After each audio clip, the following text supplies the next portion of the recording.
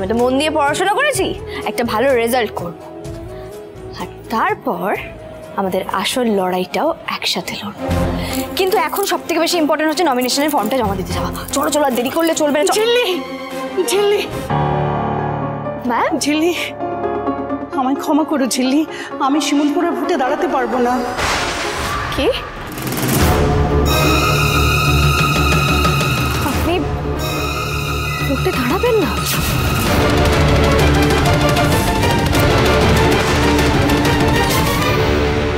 ভোটে দাঁড়াচ্ছি আমি, আমার এগেনস্টে কেউ দাঁড়াচ্ছে না, জিতবো আমি।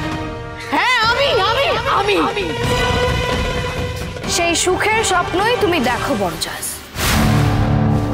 তোমার এগেনস্টে এবার শিমুলপুরা জনকল্যাণ সমিতির পক্ষ থেকে প্রার্থী আমি।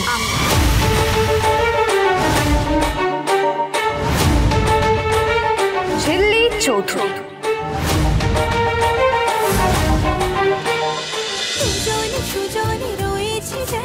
তেঁতুল পাতা সোম থেকে রবি প্রতিদিন সন্ধ্যে ৬টায় স্টার জলসায় ও জিও হটস্টারে।